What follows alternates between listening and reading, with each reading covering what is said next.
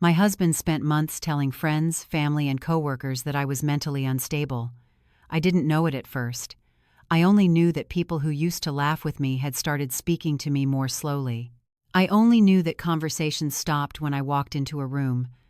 I only knew that one Saturday afternoon, under a pale Colorado sky, a woman I had known for 6 years touched my arm and asked, "Lauren, are you okay?" In the same careful tone people use when they are afraid someone might break. "Why does everyone keep asking me that?" I remember saying. She looked away. She couldn't even meet my eyes. A week later, my mother-in-law watched me set a casserole dish on her kitchen counter and whispered to her daughter, not quietly enough, "Just keep an eye on her." My husband heard it. He said nothing.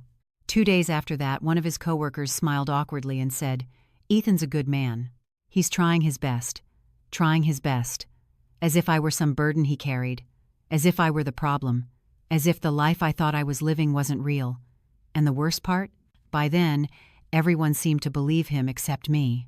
I thought no one would ever hear my side of the story. I thought I was completely alone. Until one person discovered a secret that changed everything. And that person was my husband's own therapist. Before I tell you how it happened, if this story speaks to your heart, take a moment to like this video and subscribe to the channel. And if this story truly resonates with you, leave a comment telling me what city or country you're watching from and what your local time is right now. I always love seeing where these stories travel and who is listening. My name is Lauren Mitchell. I'm 33 years old. I live in Denver, Colorado. And this is the story of the year I slowly realized my husband had been building a case against me while smiling across the dinner table every night. Looking back now, I can trace the beginning to a barbecue in Boulder. It was early June. The foothills were green from spring rain. Someone had country music playing through a portable speaker. Children were running through sprinklers. The smell of grilled burgers drifted across the yard. Everything looked normal.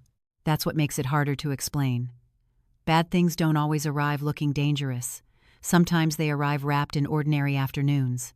I was standing near the drink table filling a paper cup with iced tea when a woman named Karen stepped beside me. We'd volunteered together for community events for years. "How are you holding up?" she asked. "Holding up?" I laughed softly. "From what?"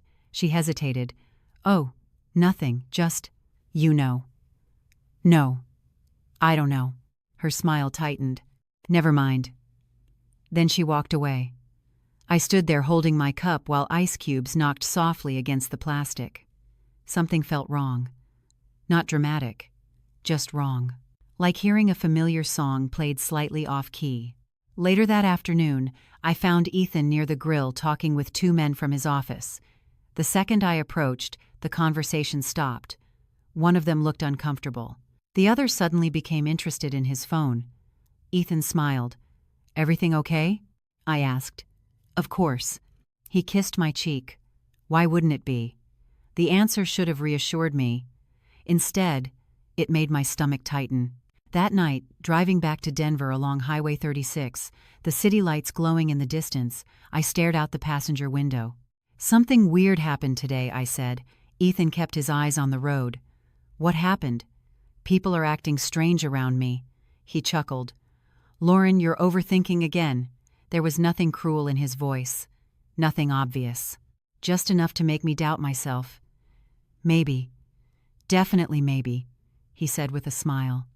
"You always notice things that aren't there." I remember watching the reflection of dashboard lights move across the windshield. At the time, it seemed like a small moment. Now I know it wasn't. Over the next few weeks, it kept happening. Small things. Tiny things. Things that sounded harmless when taken one at a time.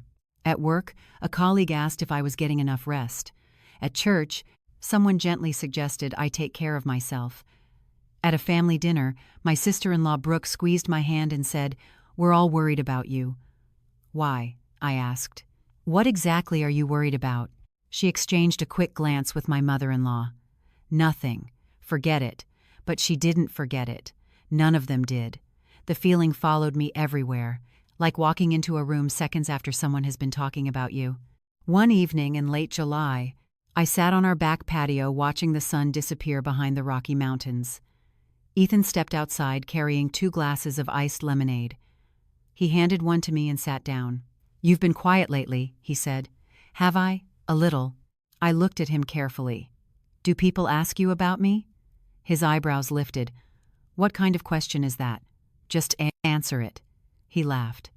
"Lauren, nobody talks about you that much." Then he took a sip and changed the subject. "I wish I could tell you that was the moment I understood what was happening. It wasn't. The truth is much harder than that. When someone you love slowly changes the way other people see you, you don't notice it all at once. It's like watching daylight fade. You don't realize how dark it's become until you're already standing in the dark." The real warning sign came 3 nights later. It arrived in the form of a text message from someone I trusted, someone who had no idea she was about to change everything. My phone buzzed at 10:47 p.m. Ethan was upstairs in the shower. I glanced down at the screen. It was Megan, my best friend. The message was only 1 sentence long, but I read it 3 times before I could breathe. "Lauren, I think Ethan has been telling people something about you, and I need to know if it's true." My thumb hovered over the screen for several seconds before I opened Megan's message again. The house was quiet except for the sound of running water upstairs. I could hear Ethan moving around in the bathroom. A cabinet door opened, then closed. Ordinary sounds, the sounds of a normal evening, the kind of sounds that belong to a normal marriage. But something about that text made those familiar noises feel distant. I typed 3 words. The reply came almost immediately. "Can I call you?" I stepped out onto the back patio before answering. The night air was cool for August. Somewhere in the distance, a dog barked. The city lights shimmered beyond the fence line. My phone rang. "Lauren?" Megan's voice sounded hesitant. "Yes." A pause. "I need you to answer honestly." "Okay. Have you been having episodes?" I stared into the darkness beyond our yard. "Episodes?" That is what Ethan called them. The silence that followed seemed to stretch forever. "No," I said finally. "What exactly did he tell you?" Megan exhaled. "He said you were struggling, that sometimes you got confused, that you remembered conversations that never happened. He said he was worried about you." I closed my eyes. The words should have sounded ridiculous. Instead, they sounded familiar. Not because they were true, because I had heard variations of them before, for years. "Lauren?" Megan asked gently. "Are you there?" "Yes." My voice came out quieter than I intended. "How long has he been saying that?" Another pause. "A while. A while. Not days, not weeks. A while." After we ended the call, I sat alone outside for nearly 40 minutes. Ethan eventually opened the sliding door. "What are you doing out here?" he asked. "Just thinking." "About what?" I looked at him standing in the doorway. The porch light cast a warm glow across his face. He looked exactly like the man everyone trusted. The dependable husband. The patient husband. The concerned husband. "Nothing," I said. He smiled. "Come inside. It is getting cold." That night I barely slept. Not because of what Megan told me. Because of what it unlocked. Memories I had spent years explaining away. Tiny moments. Tiny wounds. Tiny doubts. I used to think pain arrived all at once. Now I know that sometimes it arrives 1 drop at a time until you wake up drowning. When I was growing up in Colorado Springs, my father drank more than he should have. He was not cruel. He was not violent. But alcohol hung over our house like weather. Some evenings he was cheerful. Some evenings he disappeared into silence. My mother survived by making excuses for everything. "He is tired. He has stress at work." He does not mean it. Those words became the soundtrack of my childhood. Every difficult thing could be explained away. Every hurt could be minimized. Every disappointment could be endured. One winter evening when I was 13, I remember sitting at the kitchen table doing homework while my mother washed dishes. Snow tapped softly against the window. "Why do you always forgive him?" I asked. She kept scrubbing a plate. "Because marriage is not about keeping score. But what if somebody keeps hurting you?" She finally looked up. "The people you love are not always at their best." Then she smiled sadly. "You do not walk away every time things get hard." At 13, that sounded wise. At 33, I am not so sure. Looking back, I can see how those lessons followed me into adulthood. They followed me into my marriage. Ethan and I met when I was 25. He was charming, funny, confident in a way that made people feel safe around him. On our third date, we sat outside a coffee shop near downtown Denver while autumn leaves drifted across the sidewalk. He listened when I talked. He remembered details. He made me feel seen. "You know what I like about you?" he asked. "What?" "You are kind." Nobody had ever said it like that before. I fell in love with him slowly, the way sunrise fills a room. You do not notice it happening until suddenly everything is bright. The first strange moment came 2 years after we got married. We were discussing a conversation from the previous weekend. I mentioned something he had said. He frowned. "I never said that." "Yes, you did." "No, Lauren, I did not," I remember laughing. "Okay, maybe I remembered wrong." It seemed harmless. Everybody misremembers things sometimes. Months later it happened again. Then again. Then again. Small disagreements. Tiny details. Nothing dramatic. But there was always the same ending. "That is not what happened. You are mistaken. You are remembering it wrong." Over time, I stopped trusting my own memory.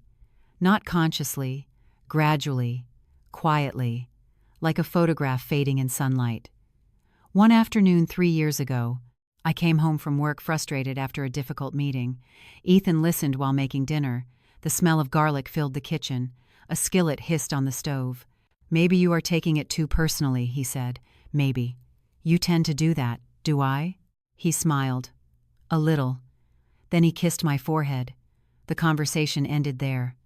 But somehow I walked away believing the problem had been me. That was Ethan's gift. He never pushed hard enough to start a fight. He only nudged reality a few inches at a time. Just enough to make me question myself. Never enough to make anyone else notice. Years later, when people began treating me differently, I did not immediately blame him because he had spent so long teaching me not to trust my own instincts. That realization sat heavily in my chest as I drove to work the next morning. Downtown Denver glowed beneath a clear blue sky. Traffic crawled along Interstate 25. People hurried toward office buildings carrying coffee cups and backpacks and ordinary concerns. Meanwhile, I could not stop hearing Megan's question. "Have you been having episodes?" By lunchtime, I found myself staring at old photographs on my phone. Vacations, family dinners, birthday parties, smiling faces. I searched each image for clues. Some sign I had missed. Some moment where the story changed without me noticing. That evening, after Ethan fell asleep, I sat alone in the living room. The clock on the wall read 11:18 p.m. A lamp cast a soft circle of light across the coffee table. I opened my email. I was not looking for anything specific, just trying to quiet the feeling growing inside me. Then I noticed something. An old message chain, buried deep in archived folders. A message Ethan had sent months earlier. I clicked it. My heartbeat slowed, then quickened, then stopped altogether when my eyes landed on a single sentence. A sentence so cold, so deliberate, that I read it 5 times before I fully understood what it meant. And for the first time, I began to wonder if none of this had ever been accidental. The sentence sat in the glow of my laptop screen long after midnight. The rest of the house was silent. Even the air conditioning seemed quieter. I leaned closer and read it again. "If she ever leaves, nobody will believe her." That was all. One line buried inside an email Ethan had sent nearly 8 months earlier to a friend from college named Ryan. There was no joke attached to it, no smiley face, no explanation. Just that sentence sitting there like a footprint where nobody was supposed to be. I felt something cold settle into my stomach. Not panic, not yet. Recognition, the kind that arrives when a puzzle piece finally clicks into place. The next morning, I made coffee before sunrise and stood by the kitchen window watching Denver wake up. The sky above the city was turning pale blue. Cars moved steadily along the street below. Ethan came downstairs 20 minutes later. He loosened his tie while pouring cereal into a bowl. "You are up early," he said. "Could not sleep." "Work stress?" he asked. "Something like that." He nodded and checked his phone. The conversation should have ended there. Instead, he glanced toward the dining room table where my laptop sat. "What were you doing so late?" he asked casually. "Just catching up on emails." His spoon paused halfway to his mouth. only for a second. Most people would never have noticed it. I noticed. "Work emails?" he asked. "Some." He stared at me for a moment longer than necessary. Then he smiled. "You should not work so much." The smile never quite reached his eyes. 2 days later, another strange thing happened. I was balancing our monthly budget when Ethan sat down beside me at the kitchen island. "We should simplify things," he said. "What do you mean?" "The accounts." He shrugged. "Maybe put everything under one system. One manager." I looked up. "One manager?" "It would reduce confusion." "I am not confused. I did not say you were." His voice remained calm. Patient. Reasonable. That was always his strength. He never sounded controlling. He sounded concerned. "I think it would be better if I handled most of the financial decisions for a while," he continued. "Why?" He sighed as though I were forcing him into an uncomfortable conversation. "Lauren, you have been under a lot of pressure lately." There it was again. The same invisible script. Different words. Same destination. I closed my laptop. "I manage a nonprofit budget worth millions of dollars every year." "That is different." "How?" "Work is work. Home is different." I watched him carefully. Different how? For the first time, irritation flashed across his face, gone almost immediately, but I saw it. "I am just trying to help." The conversation ended with neither of us speaking. Later that week, I attended a community event in Aurora for veterans and their families. It was the kind of work I loved. Real people, real problems, real solutions. For 4 hours, I helped coordinate resources and support programs. At one point, a retired Marine named Walter shook my hand. "You saved my family last year," he said. "You probably do not even remember me." "Of course I remember you." "No," he said softly. "You really helped us." His words stayed with me all afternoon. Because outside those walls, I was apparently becoming someone who could not be trusted. But inside them, people trusted me with their lives. The contradiction felt impossible to ignore. That evening, I arrived home to find Ethan and his sister Brooke sitting on the back patio. A pitcher of lemonade sat between them. They stopped talking when they saw me. Brooke smiled too quickly. Hey. I pulled out a chair. An uncomfortable silence followed. Then Brooke cleared her throat. "Ethan says work has been hard for you." I looked directly at Ethan. "Does he?" Brooke shifted in her seat. "He is worried." "I am right here," I said. "You can ask me." Another silence. Brooke looked embarrassed. Ethan looked annoyed. Neither of them expected me to challenge the conversation. Finally, Brooke stood. "I should get going." As soon as her car disappeared down the street, I turned toward Ethan. "What exactly are you telling people? What are you talking about?" "Stop." My voice remained calm. "Just stop." He folded his arms. "You are proving my point." The words hit harder than they should have. "What point?" "Look at how defensive you are." I laughed once. Not because anything was funny, because I suddenly understood the trap. If I stayed silent, he controlled the story.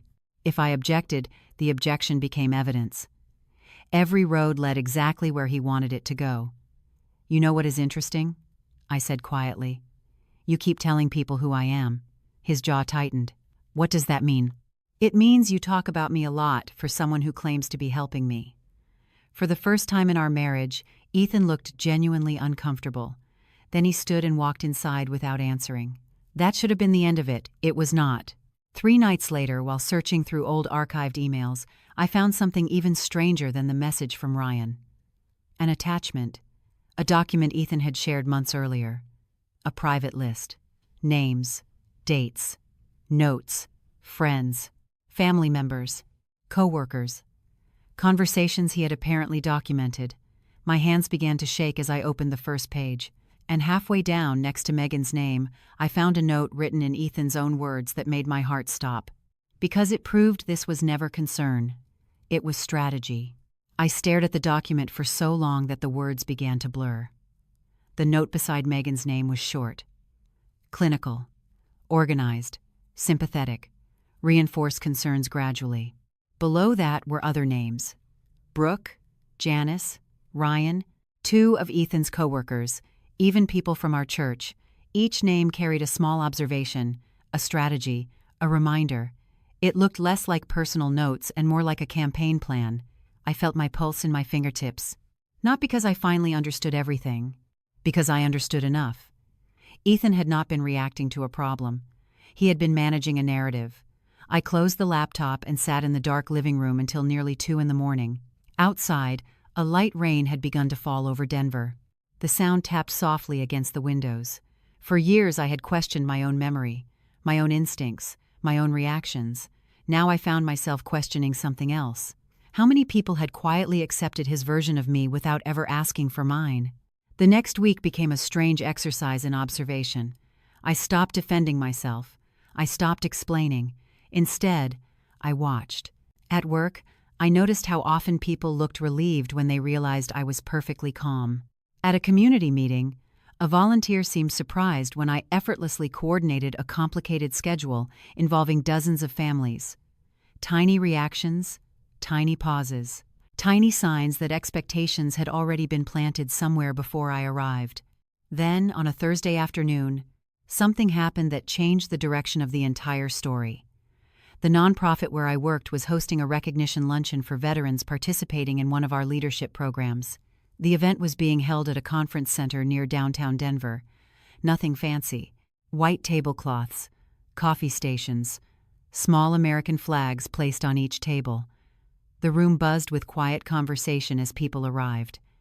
I spent most of the morning helping staff with last-minute details. Around noon, one of our board members approached me. "Lauren, there is someone I want you to meet." "Sure. He specifically asked about you."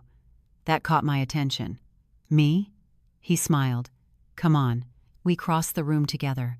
Near the front sat a man in his late 60s with silver hair and a straight posture that seemed unaffected by age. He wore a navy blazer decorated with a small military pin.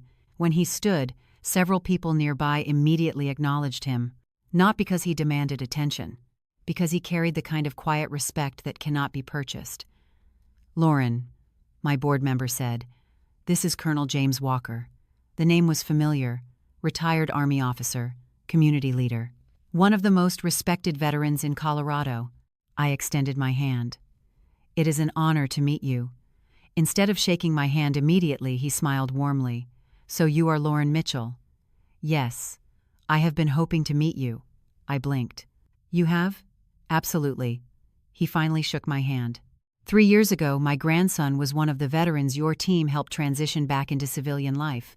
I searched my memory. "Evan Walker?" His smile widened. "You remember." "Of course I remember. You changed his life." For a moment, I did not know what to say. Around us, conversations continued. Plates clinked softly. Someone laughed near the coffee station. Ordinary sounds. Yet suddenly I felt as though the room had shifted. "I was just doing my job," I said. Colonel Walker shook his head. "No. You were doing much more than that." Before I could respond, another voice interrupted. "Lauren?" I turned. My stomach tightened. Ethan stood several feet away.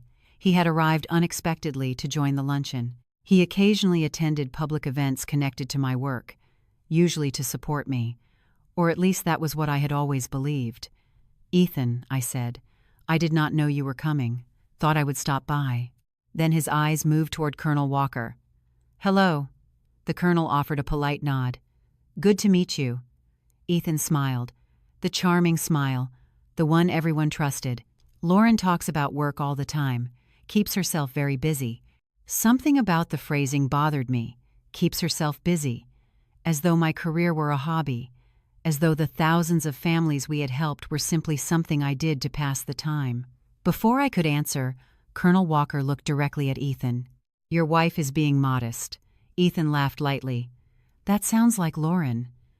The colonel did not laugh. "I have spent 40 years leading people. I know the difference between competence and exceptional leadership." His voice remained calm. "Matter of fact, your wife is exceptional." I watched Ethan's expression freeze for half a second. Then the smile returned. "Well, she definitely cares." "More than that," the colonel said. "People trust her." The conversation lasted less than 5 minutes. Yet when it ended, something lingered. Ethan seemed unusually quiet during the drive home. His hands remained fixed on the steering wheel. The Denver skyline slipped past outside the windows. Finally he spoke. "You never told me you knew Colonel Walker that well." "I do not." He seemed pretty impressed. Maybe he was talking about the work. Ethan stared ahead. Maybe. That evening he spent hours alone in his home office. The closed door bothered me more than usual. Not because he wanted privacy, because I had started noticing patterns. Every time someone publicly validated me, every time someone respected me, every time someone saw me clearly, Ethan became uncomfortable, as though recognition itself threatened something. 2 days later, my phone rang while I was grocery shopping. The caller ID displayed an unfamiliar number. "Hello? Lauren Mitchell?" a man's voice asked. "Yes. This is Colonel Walker." I stopped pushing the cart. "Colonel Walker? I hope I am not bothering you." "Not at all." His tone shifted slightly. More serious now. "There is something I think you should know. Something that has been bothering me since the luncheon." I gripped the shopping cart handle tighter. Around me, people moved through the aisles, selecting cereal boxes and frozen dinners, ordinary lives continuing uninterrupted. Meanwhile, my heart suddenly felt very heavy. "What is it?" I asked. The silence on the other end lasted only a moment, but it was long enough to change everything. My cart stood motionless beside a display of canned soup while shoppers moved around me. Nobody noticed that my entire world had just tilted a few degrees. "What is it?" I asked again. Colonel Walker cleared his throat. "I had lunch yesterday with an old friend from the Veterans Resource Council. Your name came up." I waited. When I mentioned meeting you, he said something strange. The fluorescent lights above me hummed softly. Somewhere nearby, a child was asking for cookies. Ordinary sounds, ordinary life, yet every nerve in my body felt alert. "What did he say?" I asked. "He asked why someone like you would need people speaking for her." I frowned. "What does that mean?" At first, I did not understand either. His voice remained calm, measured. Then he told me he had recently met your husband. My grip tightened on the shopping cart. "Recently?" "About 6 weeks ago." A long silence followed. "Lauren," he said carefully, "your husband spent a good part of that conversation describing you as fragile." The word landed harder than I expected. Fragile. Not unstable. Not confused. Fragile. The kind of word people use when they want to sound compassionate while quietly reducing someone. "What exactly did he say?" I asked. "That you were struggling, that you had difficulty handling pressure, that you sometimes misinterpreted situations." I closed my eyes briefly. "And what did your friend think?" "At first, he believed him." The honesty stung. Then Colonel Walker continued, "Until he learned who you were." I opened my eyes. Who I was. "Lauren, there are people in this state who know your work very well." I leaned against the cart. "I think you are giving me too much credit." He laughed softly. "No, I do not think I am." We spoke for another 15 minutes. By the time the call ended, I found myself standing in the middle of the grocery aisle staring at nothing. Not because Colonel Walker had solved anything. He had not. But for the first time, I realized there were entire parts of my life that Ethan seemed determined to keep hidden from the people around him. Not secret. Hidden. There is a difference. Secrets are buried. Hidden things are simply never mentioned. That evening I sat on the back patio watching the sun sink behind the mountains. The air smelled faintly of pine and approaching rain. I thought about the last 10 years. The nonprofit. The veterans. The families. The emergency housing programs. The scholarship initiatives. The late nights. The early mornings. The people whose names I still remembered. None of it had ever felt extraordinary to me. It was just my work. But the more I thought about it, the more I noticed something uncomfortable. Ethan rarely talked about any of it. At dinner parties, he would describe my job in the simplest possible terms. "Lauren works with veterans." Then he would immediately change the subject. If someone asked questions, he usually answered before I could. "It is mostly administrative. She manages programs, a lot of paperwork." I used to think he was helping simplify things. Now I was not so sure. 3 days later, I attended a fundraising breakfast in downtown Denver. Nearly 300 people filled the ballroom. Business leaders, community organizers, veterans, volunteers. I arrived early and slipped into my usual routine, helping coordinate seating and greeting guests. About 20 minutes before the event started, a woman approached me, carrying a coffee cup. "Lauren Mitchell?" she asked. "Yes." Her face brightened. "I cannot believe it is really you." I laughed. "I think it is." She extended her hand. "My name is Sarah Jensen. 5 years ago, your housing team helped my brother after he left the Army." The name sounded familiar. Then I remembered. A difficult case. Months of paperwork, multiple setbacks, a family on the verge of losing hope. "How is he doing?" I asked. Her eyes filled with tears. "He owns a business now." For a moment, neither of us spoke. Then she smiled. "You changed everything for him." I felt embarrassed, grateful, uncomfortable, all at once. "A lot of people helped him," I said. "Maybe. But you were the one who kept showing up." After she walked away, I stood quietly near the stage. More people arrived. More conversations unfolded. Then something unusual happened. A former city council member recognized me. Then a retired judge. Then another veteran I had worked with years earlier.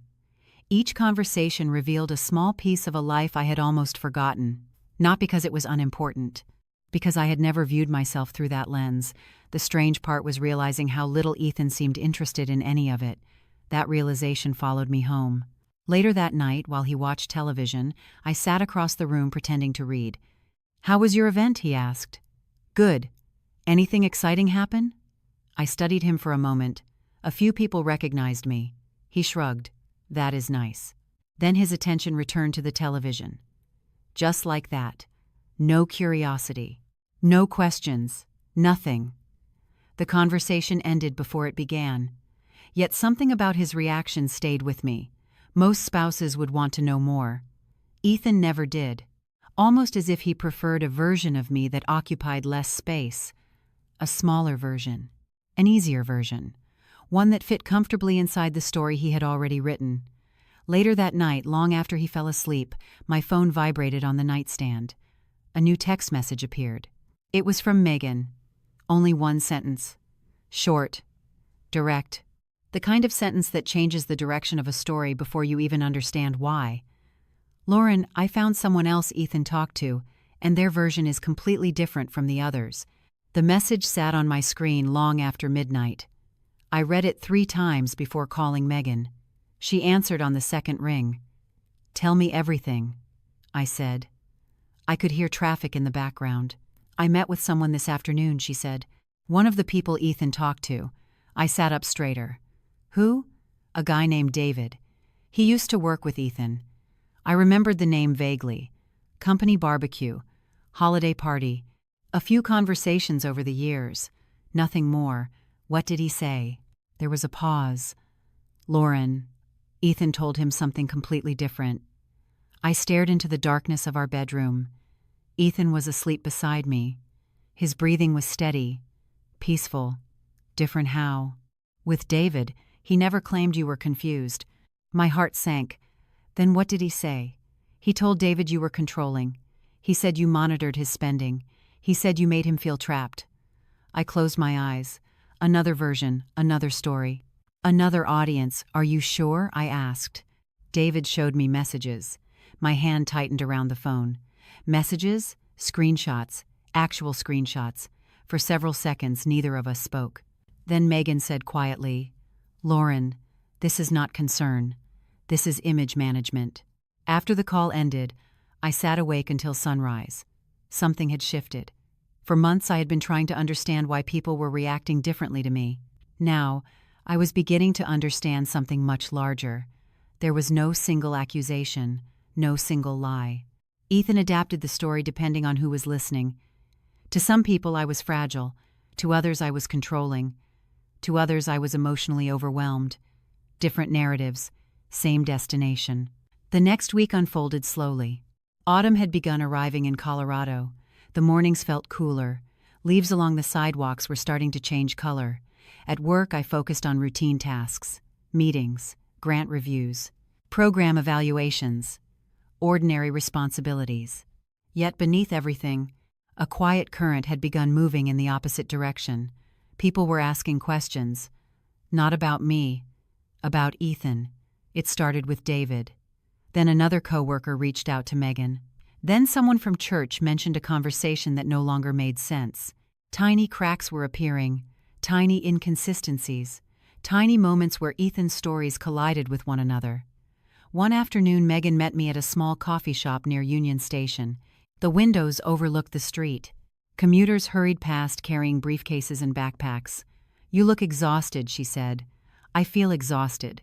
She slid her phone across the table. "Read this." I looked down. A screenshot. Ethan had written it months earlier. The words were familiar now.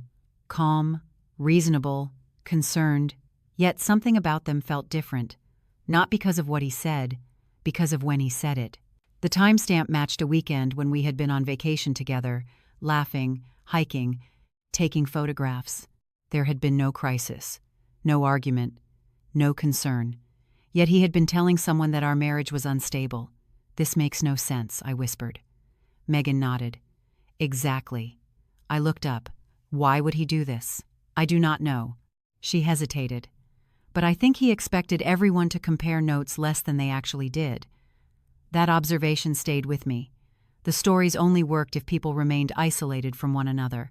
The stories only worked if nobody compared versions. The stories only worked if nobody asked me directly. A few days later, Ethan noticed the change. We were eating dinner when he set down his fork and studied me. "You have been distant."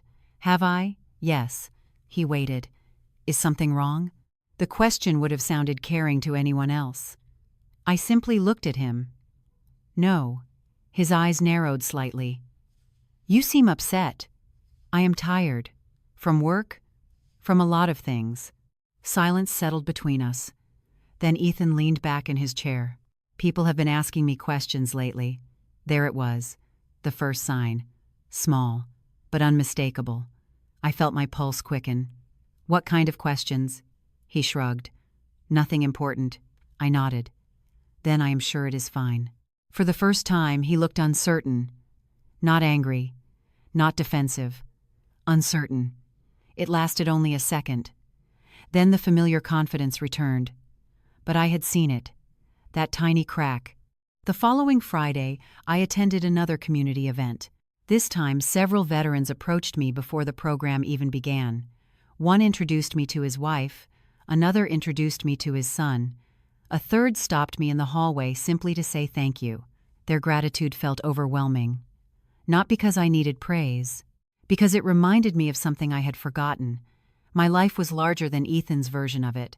My identity existed beyond his descriptions. My value existed whether he acknowledged it or not. Later that evening, as I walked toward my car, my phone rang. The caller ID displayed an unfamiliar number. "Hello?" A woman's voice answered. Professional. Calm. "Lauren Mitchell?" "Yes." "My name is Rebecca Lawson." The name meant nothing at first. Then my stomach tightened. Ethan had mentioned her months ago. A therapist. Someone he occasionally referenced whenever he wanted to emphasize how difficult things had supposedly become. I stopped walking. "How can I help you?" The silence that followed was careful, deliberate. Finally she spoke. "I believe there may be information you need to know. And before we go any further, I want you to understand that I am calling because of something that happened today that I cannot ignore." For several seconds I stood beside my car in the fading evening light without saying a word. Traffic moved through the intersection nearby. A bus pulled away from the curb. Somewhere across the parking lot, someone laughed. Ordinary sounds. Yet Rebecca Lawson's words seemed to push everything else into the background. "I am listening," I finally said. Her voice remained steady, professional, careful. "Before I continue, I need to be very clear. I cannot discuss private details from any therapeutic relationship. I cannot share confidential information. I understand. What I can discuss is something that occurred outside that context." I waited. Today I was contacted by 2 different people who were concerned about statements being attributed to me. My stomach tightened. "Statements?" "Yes." She paused. "Apparently, several individuals were told that I had confirmed certain concerns about you." I closed my eyes. "You never said those things." "No." The answer came immediately. Firm, uncomplicated. I never said those things. The silence that followed felt strangely peaceful, not because everything was fixed, because for the first time, a piece of reality stood completely still. No confusion, no ambiguity, just a fact. Rebecca continued. I do not know what conversations have been happening, but I became concerned when multiple people referenced opinions that I never expressed. Thank you for telling me. Lauren, she said gently, sometimes the truth becomes visible when different versions of the same story collide. After we ended the call, I sat inside my car for nearly 20 minutes. I did not call anyone. I did not confront Ethan. I simply sat there and watched the last traces of sunlight disappear beyond the city skyline. Something important had changed. Until now, everything had depended on competing narratives. One person's word against another. One interpretation against another. But facts behave differently. Facts do not need emotion. They do not need volume. They simply exist. And once enough facts begin gathering in the same place, stories built on contradictions start collapsing under their own weight. The collapse began sooner than I expected.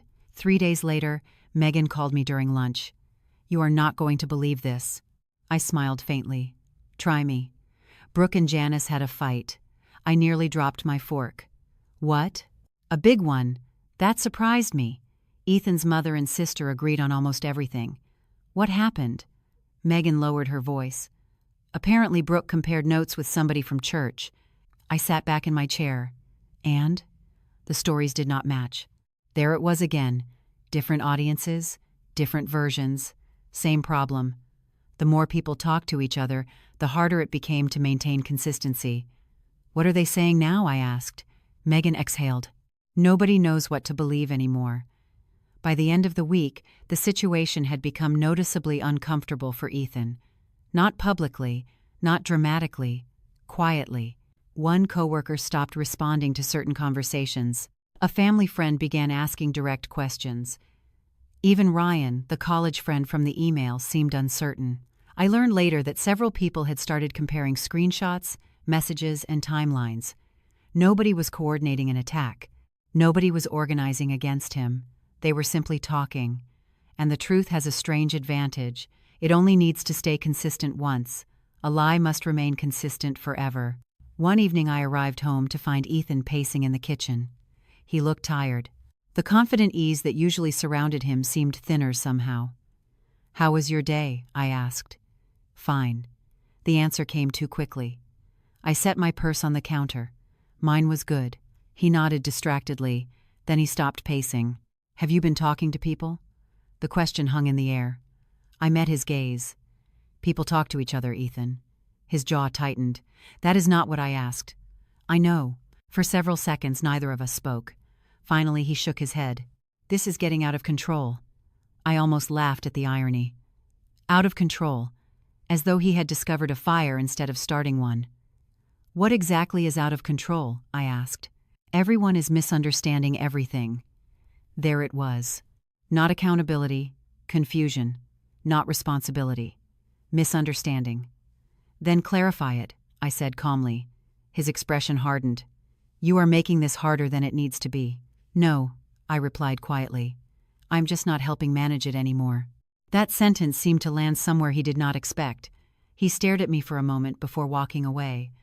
The next several days revealed something fascinating. The people who had once repeated his concerns now seemed increasingly frustrated with each other. Brooke blamed Ryan for exaggerating things. Ryan insisted he was repeating what Ethan had told him. Janice accused everyone of creating drama. Coworkers disagreed about conversations they remembered differently.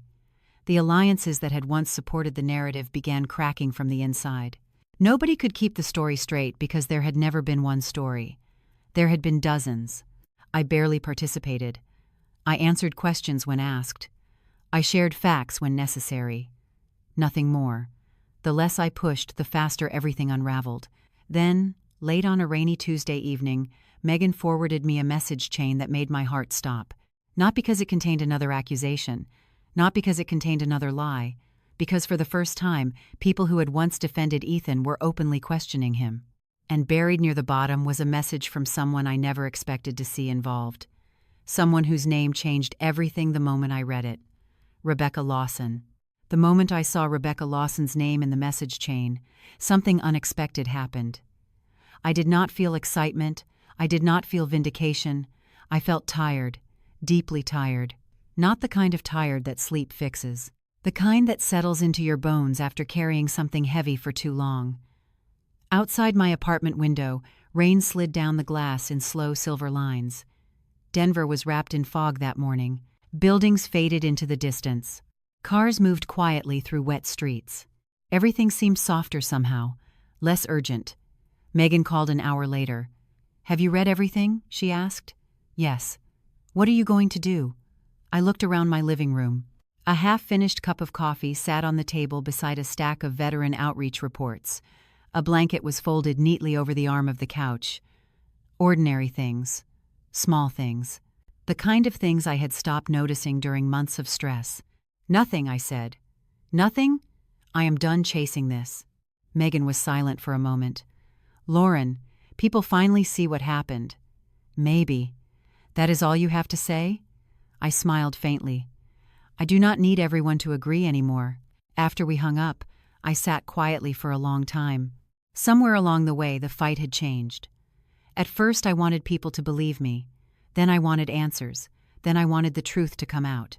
But now that it was happening, I realized something important. The truth had never been the destination. Peace was. Later that week, I took a day off and drove west toward the foothills. The road curved through golden autumn trees. Mountains rose against a bright blue sky. The air smelled like pine and cold earth. I parked near a small trail and walked alone for nearly an hour. No phone calls, no explanations, no evidence, just the sound of my boots against the dirt path and the wind moving through the trees. For the first time in months, my thoughts felt quiet, not empty. Quiet. There is a difference. Halfway through the hike, my phone buzzed. A text from Janice, Ethan's mother. I stared at the screen. For a moment, I considered ignoring it. Instead, I opened the message. "Can we talk?" 3 simple words. I replied later that evening. We met 2 days afterward at a small cafe near Cherry Creek. Janice looked older than I remembered. Not physically, emotionally. She wrapped both hands around a coffee mug and stared down at the table. "I owe you an apology," she said. I did not answer immediately. I should have asked more questions. Her voice trembled slightly. "I should have talked to you instead of talking about you." The words settled between us. Honest. Uncomfortable. Real. "Why didn't you?" I asked quietly. She sighed. "Because he is my son." I nodded. There was no anger left in me. Only understanding. Parents want to believe the best about their children. Sometimes they believe it long after the evidence changes. We talked for nearly an hour. Not about blame, not about evidence, about family, about mistakes, about the ways people convince themselves they are protecting someone when they are actually avoiding the truth. When we stood to leave, she reached for my hand. "You were family to me," she said. "You still matter." I thanked her. Then I walked out into the afternoon sunlight feeling lighter than I had in years. A few days later, I visited the community center where our veteran housing initiative had started. The building was old, the paint was fading in places, the parking lot needed repairs. Yet walking through those doors felt like coming home. Staff members waved when they saw me. Volunteers stopped to say hello. One veteran I had worked with years earlier shook my hand and said, "You always came back when you said you would." Such a simple sentence. Yet it stayed with me the entire day. You always came back. Not because I was extraordinary, because consistency matters. Showing up matters. Character matters. Those things become a legacy long before anyone notices. That evening, I sat on a bench outside the center watching the sunset behind the Rocky Mountains. My phone buzzed again. This time, it was Brooke, then Ryan, then another message from someone who had once believed things about me that were never true. Apologies. Explanations. Regret. I read them all. I answered some. Others I simply acknowledged and let go. Because healing is not collecting apologies. Healing is deciding you no longer need them to move forward. A week later, Megan joined me for dinner at a small restaurant overlooking downtown Denver. The city lights glittered beyond the windows. People laughed at nearby tables. Glasses clinked softly. Life continued. "You seem different," she said. "Different how?" "Calmer." I looked out at the skyline. "Maybe I finally stopped trying to win." Megan smiled. "And what are you trying to do now?" I thought about the veterans whose lives had changed, the friendships that survived, the people who showed up when it mattered, the version of myself I was slowly rediscovering. Then I smiled back. Live. For the first time in a very long time, that answer felt complete. 6 months later, the first snow of the season arrived in Denver before sunrise. I stood by the window of my new apartment with a mug of coffee warming my hands and watched the city disappear beneath a quiet layer of white. Cars moved more slowly. Rooftops softened. Even the noise of the street seemed distant. There was something fitting about it. For a long time I had believed healing would feel dramatic. I thought there would be a moment when everything suddenly made sense. A moment when the pain vanished, and the answers arrived all at once. Instead, healing came quietly. It arrived in ordinary mornings, in uninterrupted sleep, in laughter that no longer felt forced, in the realization that I could walk into a room without wondering what version of me had arrived before I did. The months after everything unraveled were surprisingly simple. There were no grand confrontations. No revenge, no dramatic speeches, just consequences. Natural consequences, the kind that appear when people finally see reality for themselves. Ethan's world did not collapse overnight, it narrowed. Some friendships faded. Some professional relationships became distant. People who once accepted every word he said began asking questions. Not because anyone told them to, because trust, once broken, rarely returns in the same form. The strange thing was that I no longer spent much time thinking about it. The story had stopped being about him. It had become about me, about learning who I was without constantly defending myself, about remembering that my value had never depended on someone else's description of me. One afternoon in early spring, I received a handwritten letter in the mail. The envelope carried Ethan's name. I sat at my kitchen table for several minutes before opening it. The apartment was quiet except for the soft hum of the refrigerator. Outside, sunlight reflected off parked cars below. The letter was only 2 pages long.